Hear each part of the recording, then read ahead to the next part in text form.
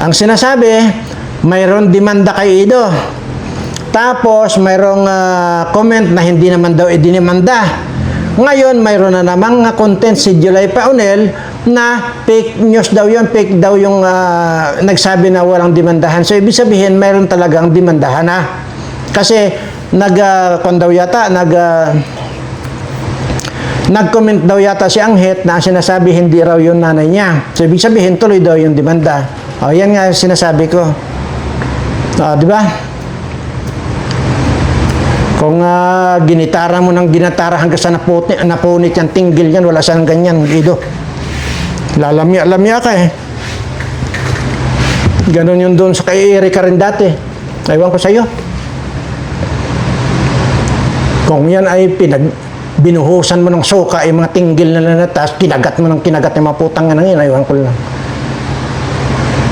Kakasar. Anyway, so maraming salamat po. At abang-abangan niyo po ha, parang mayroon yatang kakasa na politiko doon sa hamon kong patayan, no? Abang-abangan na po kayo dahil ang gusto ko rito, sa Lunita po namin gagawin yung patayan. Kasi ang sinasabi ko po, lahat ng mga magnanakaw dyan sa Kongreso, makipaglaban ng patayan sa akin, ako lang mag-isa. Magsabay-sabay na sa lukupan na nila ako, kahit naratratin na nila ako ng ratratin, pero same, bibigyan ko pa rin sila ng partida. 10 segundo lang ay bibigay ko, lalagutin ko ang buhay ng mga yan. Abangan nyo po, parang mukhang may kakasa. At tingnan natin kung talagang matutuloy ito. Ayan po, at humihingi po ako ng paumanhin dito sa lahat ng mga subscribers ko. Kasi hindi ko po kayo nabigyan ng unang pagbati kahapon dahil nga ang inuna natin ditong binati or pinasadahan yun pong mga antay-kalingap na mga patay gutom at hampas lupa. Ngayon naman po ay kayo naman po mga subscriber ko ang bibigyan ko ng pagkakataon na maipahatid ko sa inyo ang aking mapagpalang pagbati sa inyong lahat ng mga subscriber ko. Sana manawari ay ligtas kayo sa lahat ng uri ng kapahamakan, lahat ng uri ng mga sakit, bagkos ang darating na lamang sa inyo, swerteng walang katapusan. Ayan po, maliban po dyan sa swerteng walang katapusan at sigurado po ako na lahat po yung mga nakapag-subscribe dito, luma man yan, at saka yung mga bago po na hindi medyo hindi magandang ang mukha, dahil nakapag-subscribe po kayo rito, titiyakin ko na sa inyo, gaganda, gugwapo kayong lahat na mga subscriber ko. Hindi kagaya dito sa mga subscriber nitong singipin, nakapisot at saka itong si Redsin na sira ng atay, at saka itong subscriber ni Dr. Wakwak na mga mapapangit. Ayan. Kaya kung ako sa inyo, dito na kayo mag-subscribe sa Birana Live Studio TV at titiyakin ko sa inyo na gaganda at gugwapo kayong lahat. Ayan. Pero, mayroon lamang po akong gustong itama sa mga pagkakamali. Okay? Tayo naman po dito, hindi po tayo kung dito.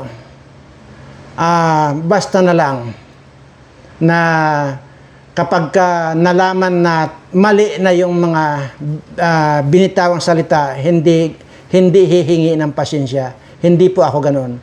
Pag ako po ay napatunayan ko na yung sarili ko, ay nagkamali ako at mali yung binitawan kong salita, ay titiyakin ko po sa inyo na hindi po ako magdadalawang isip na hihingi ng pasensya. Ano po? Yung pong kahapon, yung sinasabi ko po na inatake itong si Dr. Wakwak ay na find out ko na hindi po pala totoo yun.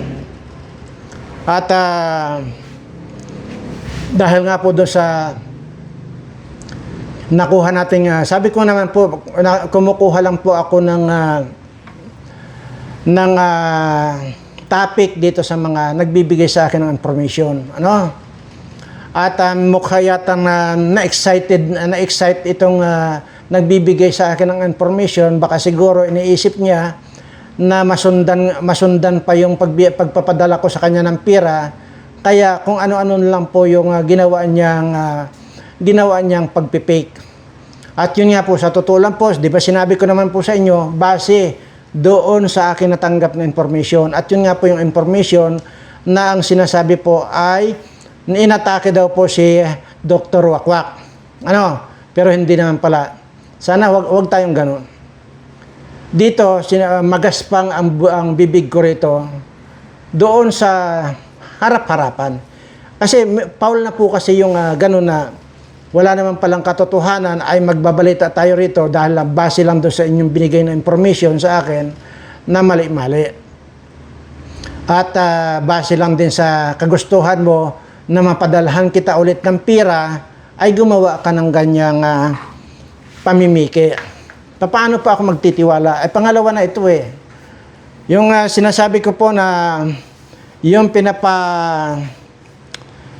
pinapakapuntahan ko yung tatlong magkakapatid na ito. Yun naman po, may nag-send naman dito.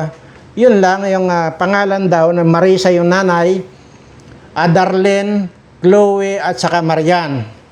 So, ang sinasabi ko po dito sana ay kausapin nyo na yun tungkol nga po dito sa mga bata na ito na nakakuha na naman po tayo ng information dyan na minanyak daw po nitong Dr. Wakwak na ito. So dahil po doon sa kahapon na sinabi ko na na-stroke, humihingi po ako ng paumanhin sa inyong lahat na nakapanood nun. Hindi po pala talaga totoo yun. Sinabi ko na po, dahil nga siguro sa pira, ay mukhang na-excite yung nagbigay sa akin ng information sa kanyang pag-aakala na padalhan ko ulit siya. At huwag ganon. Huwag tayong gagawa ng hindi naman totoo. At unang-una, kuwan po yan Yun po minsan pagtitiwala sa tao, madadamay po yung iba. Huwag po ganon. Sana ay huwag mo nang ulitin yan. At sana yan na yung huling ginawa mong panluloko or pagbibigay sa akin ng maling information. Kung ayaw mong gawin kitang skeleton. Pero hindi bale. Pira lang naman yun. Walang problema yun. Pero huwag mo nang uulitin yan. Dahil pag may nabalitaan ako sa iyo, sinasabi ko sa iyo, gagawin kong miserable ang buhay mo. Pero dahil doon, binigay kong pira, hindi yun. Wala yun. Huwag ka lang gagawa ng ganyan. Kung ano lang yung totoo, yun lang. Anyway, paumanhin po ang aking hinihingi sa lahat po ng mga nakapanood, subscriber ko man yan o subscriber ng mga kung sino man, paumanhin po ang aking hinihingi. Kumuha lang po ako, nagbase lang po ako doon sa ibinato sa aking information. True chat yun. Ngayon, pero hindi po ibig sabihin na humihingi ako ng paumanhin doon, ay tatantanan ko na itong si Dr. Wakwak na ito. Hindi po. At katunayan, ay meron po akong ipapanood sa inyo na talagang kumpirmado na ginamit niya itong si Darlene. Pero mamaya po yan. Dahil nga kasi, hindi po ako makakatulog hanggat hindi ko na isisingit ito. Ito pong, pakinggan nyo lang po muna. Ito si Senator Trillanes, sinasabing malinis siya, pero napatunayan ng Commission on Audit na siyang may pinakamaraming consultants, 1.6 million a month ay napupunta sa sweldo ng 63 consultants kung saan kabilang ang family driver niya, ang houseboy, mga ex-mutineer friends, overpriced ang consultants, pati kapatid niya, overpriced rin kayo sa budget, it's higher by 506,000. Ito si Senator Trillanes. Sana, putang ina mong Trillanes ka. Ito, katagal ko ng kwento, gustong tudasin tong hayop na ito. Putang ina ka. Ilang beses na ako naghamon dito, tanggapin mo na yung hamon ko na putang ina mo para alin sa atin ang madiskarne o alin sa atin ang magiging abo. Putang ina mo. Bagay, hindi ka naman senador ngayon na hayop ka, kaya putang ina mo, hayop ka. Kaya nga ako madalas na ako dyan sa Manila ngayon eh. Dahil gusto kong masakote kitang hayop ka dahil di kita bibigyan ng pagkakataon. Talagang tutudasin kitang animal ka eh. Tang ina mo. Sa dami-dami ng mga naghihirap nating mga kababayan, putang ina nyo. Yan, puro ganyan. Puro nakaw ang pinag-iisip nyo. Sige, alam nyo na yan mga kababayan. Mayroon pa po tayo. Ito mismong senador ngayon. Itong si Mig Subiri. Ito si Subiri. Senador siya ngayon. Mga putang inang to. Papakita ko lang ha. Ayan. Aywan ko kung mababasa ninyo. Dahil baliktad ha. Ako na magbasa para sa inyo. During Mig Subiri leadership. Ito po yun nung siya ay naging Senate President. Ha? 663 billion ang kanyang insertion niyang una. Isang 663 billion at isang 612 billion ang insertion nitong hayop nito. Total, 1.28 trillion ang insertion nitong putang inang ito. Yan po yan. Ito ang napakasarap gilitan ng mga putang nanto. Putang ina mo Subiri. Ikaw rin putang ina mong Erwin Tulfo. Putang ina mo. Puro kayo magdanakaw diyan ng mga hayop kayo. Ngayon buhay pa kayo ng mga putang ina ninyo. Hindi na lang kayo daanan ng piste ng mga animal kayo. Sa dami nating naghihirap na kababayan ng mga putang ina ninyo, iyan ang mga pinaggagawa ninyo mga animal kayo. Ang pagnakawan ng pira.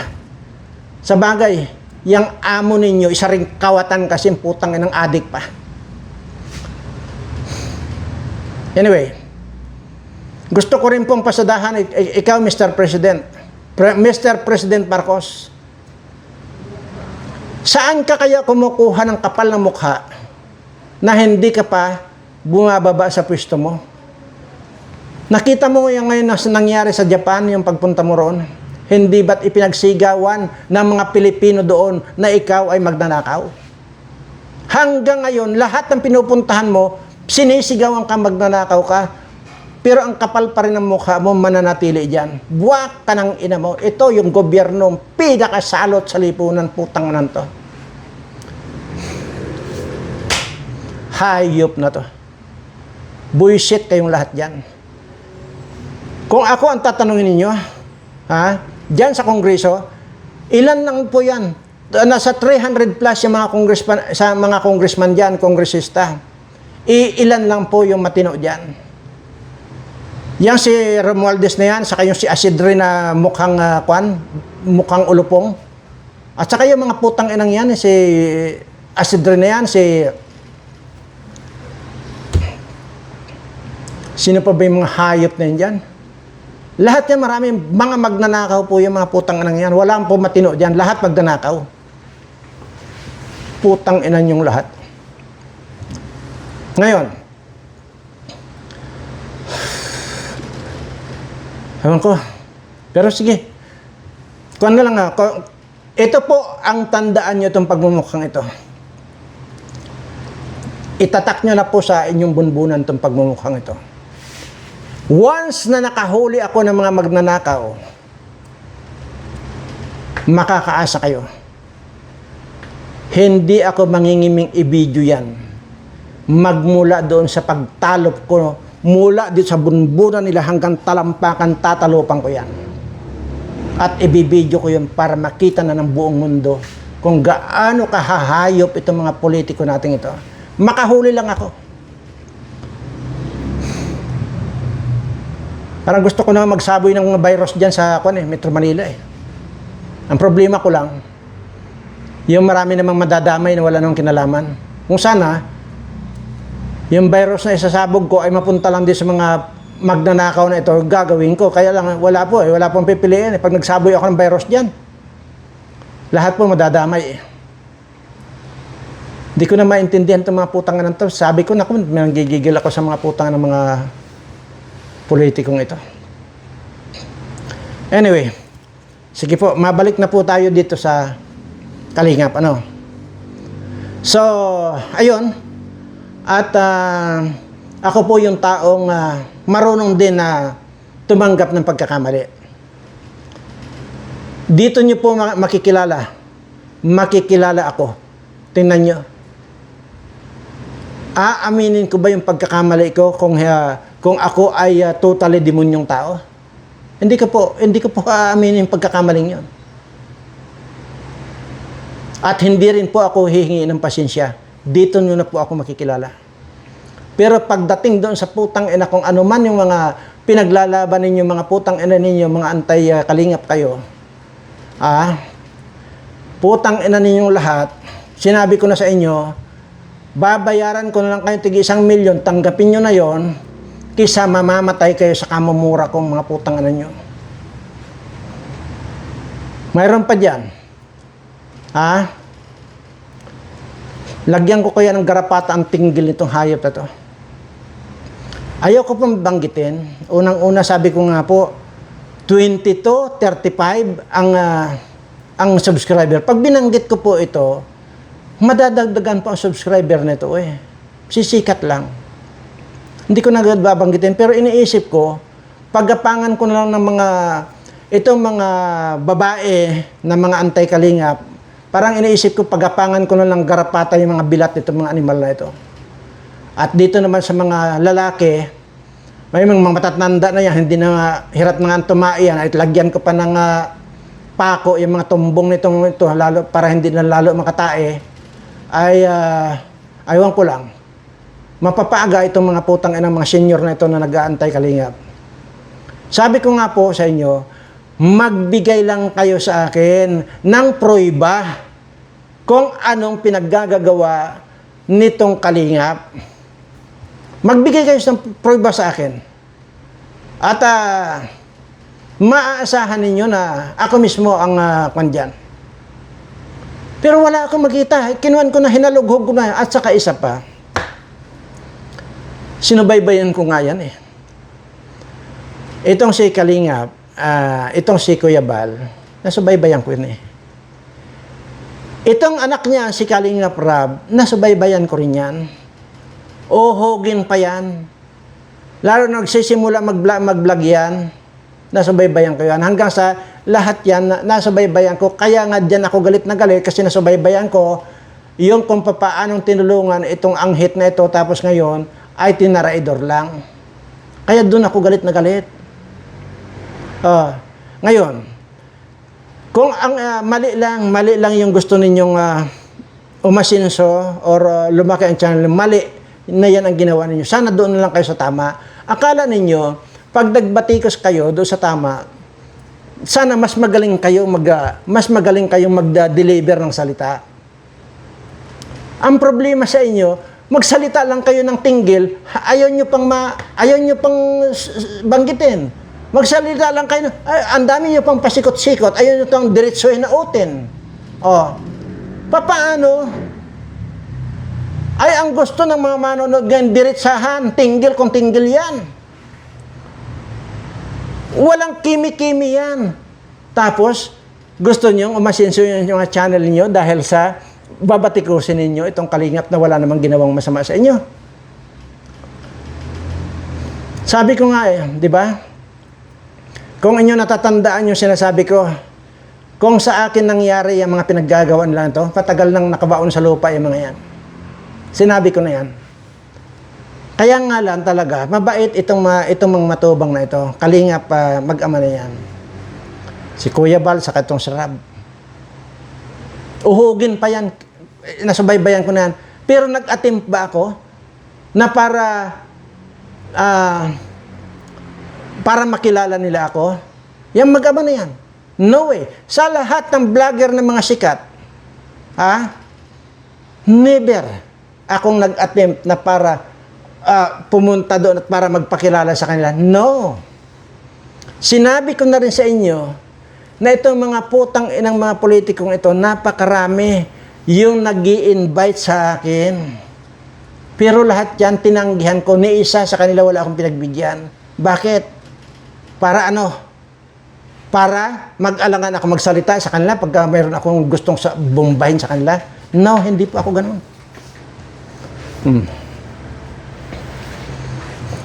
Ilang bisis nila sila nag-attempt sa akin na ipatawag dyan dati sa Kongreso yung Quadcom na yun. Pero ako naman nagpipresenta yung panilang akong tawagin eh.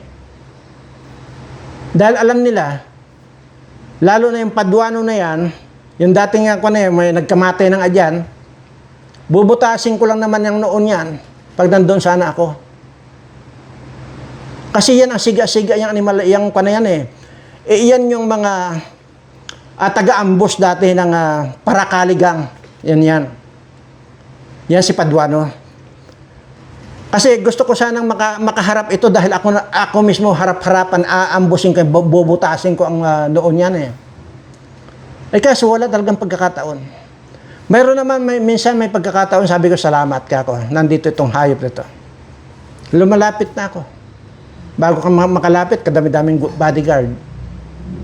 Hindi ka makalapit, basta-basta. Isa pa yan. Pinapasahod natin itong mga putang inang to. Pagkadami-daming bodyguard. Samantala, kadami-dami nating mga hirap na hirap sa buhay. Ayan po. At hindi ako dahil sa humingi ng pasensya doon sa nagawa ko, na i-broadcast ko dito yung na-stroke si Dr. Wakwak. Hindi ko mo humingi ako ng paumanhin. Ay talaga namang mali ako dahil nakinig lang ako dito sa gusto lang magkapira. Ay, titigilan ko na ito. Hindi po. Katunayan, inuulit ko lang po na please lang po, pakikwan lang ito. Kwan na ito eh. Mismong nanggaling na rito sa kapatid at talagang napatunayan ko na ito pala, itong putang inang ko na ito, wakwak na ito, inuutosan pala niya si Darlene na manghingi sa sponsor ng pira. Kaya pala umalis sa kanila yung bata. At saka napaka-plastic daw yung asawa niya na menopause.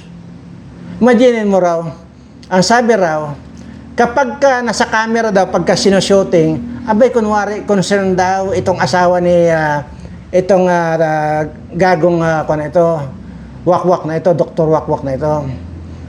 Concern daw. Pero pag wala na raw, putang ina ka, nandiyan ka lang, wala ka, kadaan-daanan daw yan eh, hindi, kwan lang daw yan, nagbabagsak-bagsak pang araw ng kung ano-anong mga gamit, yung asawa ni Dr. Wakwak na yan na menopause naman. At saka parang ampalayan na rin ng kanya, parang corduroy na rin ang bilat niyan. Ito, ang katunayan na ito ay inuutosan niya. Itong si Darlene na manghingi sa sponsor. Kaya kayong mga sponsor, kayong mga sponsor, mag-isip-isip na kayo ang bububo ninyo. Bakit nyo padadaanin dito sa putang inang adik na ito? Yang pagtutulong dito sa kung sino man yung tinutulungan ninyo. Ba't kailangan nyo padaanin dyan sa adik na yan? Ito na. Marami pa. Marami pala dyan yung mga pinapadala ng sponsor na hindi ibinibigay dito sa bata. Tingnan ito Pinagagamit? Paano pinagagamit? Sa mga sponsor po niya, pinahiya man si Darlene. Saka, iba din po daw ang ugali niya ng mag-asawa. Paano ginagamit si Darlene?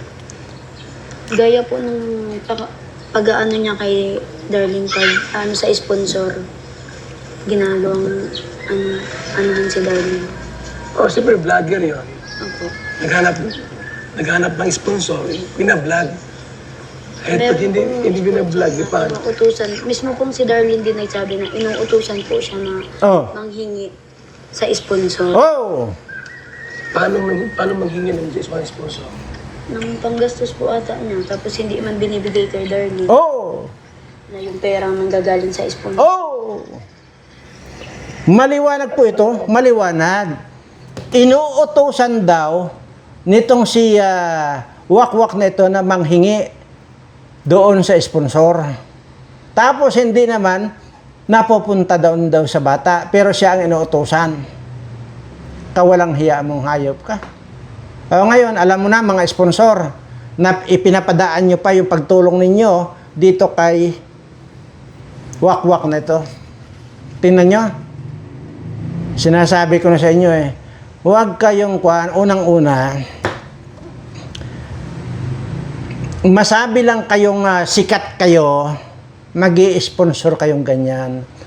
Kung alanganin lang din naman yung kakayanan ninyo, huwag na. Pwede kayong magtulong, pwede kayong magbigay, diretso doon sa kung sino yung gusto niyong tulungan. Ganun lamang po yun. Hindi kailangan na idaan nyo dito sa kay aswang na ito. O tingnan nyo, hindi nyo alam, inuutosan pala, pinipirsa yung bata na manghingi, direkta sa inyo. Tapos yun pala utos nitong si, paano ito? Aswang na ito. At saka sama daw ng ugali, narinig nyo, sinasabi ni Marian, ang sama daw ng ugali ninyo. Kayong dalawa mag-asawa, ang sama raw ng ugali niya. Sabagay, yung mga mukha ninyong ganyan, sasama na nga talaga ang mukha niya. Kasi sa mukha lang nagre-represent, sa totoo lang, kung ano yung ugali mo.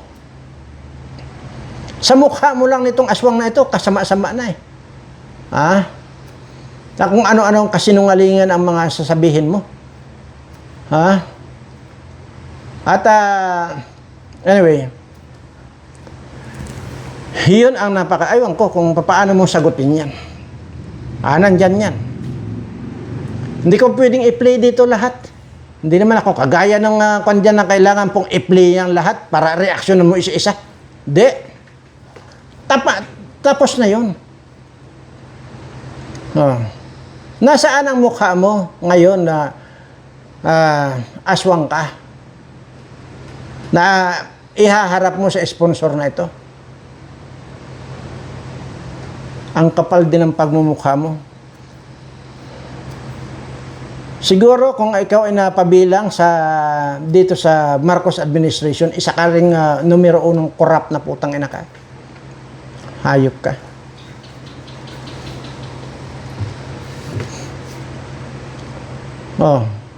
Ngayon, uulitin ko lang po, doon po sa may nakakakilala dito kay Marisa, dito sa mag-iinan ito. Dito kay Marisa, nanay nila yan, Darlene, Marian, Chloe, puntahan nyo na po. At kung totoo na ito ay, hindi lang po yan mahaba pa po yung interview na yan Kung totoo na ito ay minanyak nitong gagong ito, ay ako na po ang bahala dyan na gagawa ng paraan. Sabi ko nga po, kausapin nyo yung pamilya nito, yung nanay, na ako na po lahat ang sasagot. Pagkatapos po dyan at may warrant of arrest nang ilalabas, ang korte dito kay manyak na ito, bibigyan ko pa kayo ng pangkabuhayan. Ganun lang yon. At yung mga magbibigay ng information siguro sa akin, na pera lang din ang gusto, wag na. Dalawa na po ito.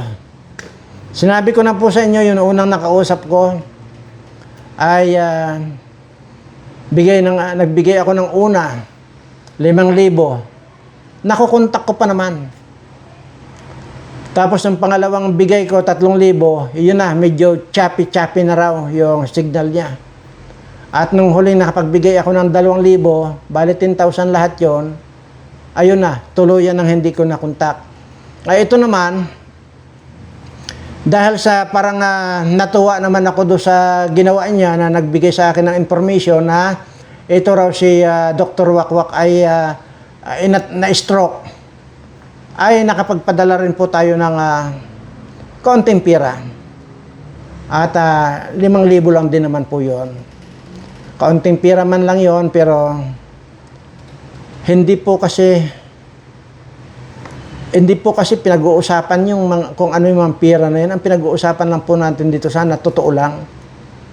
Dahil sa sobrang excited na baka padalhan ko na naman ng another 5,000, kaya yun siguro nagbigay ng information na na-stroke nga daw itong si Bayag.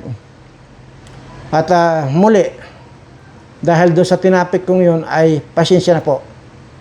Tinatanggap ko po ang pagkakamali kong yun. Bagamat yun naman po yung information na katunayan na kung totoosin nga, binayaran ko yung nagbigay sa akin ng information.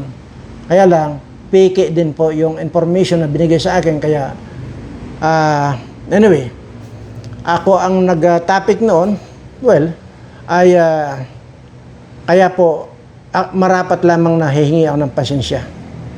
So, dyan nyo na po ako makikilala. Ngayon, babalikan lamang po natin itong mga anti-kalingap, ay sana kayong mga matatanda na mga senior na, manahimik na lang kayo sa buhay ninyo. Mayroon ba dyan nagyayabang pa na nasa kotse, kunwari ang putang inang matanda na ito, na tapos nung dumating lang yung anak, ay ayun na, umalis na. Kung ano-ano rin sinasabi, wala rin kakwenta-kwenta yung sinasabi. At ang panito, ang subscriber nito, parang 3 lang yata. Hindi naman, 35 din yata.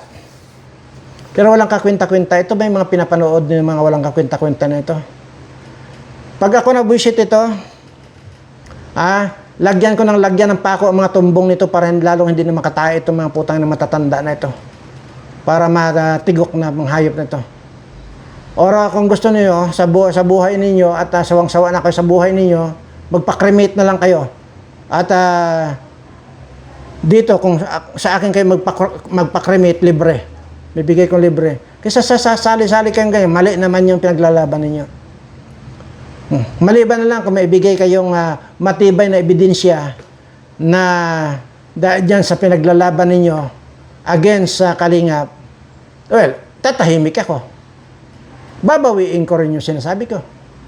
Kaso wala hanggang ngayon wala po kayong binibigay sa akin ng katibayan ninyo. Ngayon, ang sinasabi, mayroon demanda kay Ido. Tapos, mayroong comment na hindi naman daw idinimanda. Ngayon, mayroon na namang content si July Paunel na fake news daw yun, fake daw yung nagsabi na walang demandahan. So, ibig sabihin, mayroon talagang demandahan na. Kasi, nag-comment daw yata si Anghet na sinasabi hindi raw yung nanay niya. So, ibig sabihin, tuloy daw yung demanda. Yan nga sinasabi ko. Di ba? Kung ginitara mo ng ginatara hanggang sa napunit yan, tinggil yan, wala sanang ganyan, Ido. Lalamya ka eh. Ganon yun doon sa kay Erika rin dati. Aywan ko sa'yo. Kung yan ay binuhusan mo ng suka, yung mga tinggil na lanatas, kinagat mo ng kinagat yung mga putang na yun, aywan ko lang. Kakasar. Anyway, so maraming salamat po. At abang-abangan niyo po ha, parang mayroon yatang kakasa na politiko doon sa hamon kong patayan, no? Abang-abangan na po kayo dahil ang gusto ko rito, sa Lunita po namin gagawin yung patayan. Kasi ang sinasabi ko po, lahat ng mga magnanakaw dyan sa Kongreso, makipaglaban ng patayan sa akin, ako lang mag-isa. Magsabay-sabay na sa lukupan na nila ako, kahit naratratin na nila ako ng ratratin, pero same, bibigyan ko pa rin sila ng partida. 10 segundo lang ay bibigay ko, lalagutin ko ang buhay ng mga yan. Abangan niyo po, parang mukhang may kakasa. At tingnan natin kung talagang matutuloy ito. Dahil dito pag natuloy ito, siyempre, natural, kukunin natin yung mga international media para masaksihan nila kung paano kung tudasin itong mga sabay-sabay itong mga animal nito in 10 seconds. Hindi 10 minutes, 10 seconds lang. Tutudasin ko itong mga magnanakaw nito. Yun ang abangan ninyo. Maraming salamat po at ginagawa ko po ito para sa inyong lahat ng mga Pilipino. Maraming salamat at sa lahat po ng aking mga subscriber, mahal na mahal ko po kayong lahat.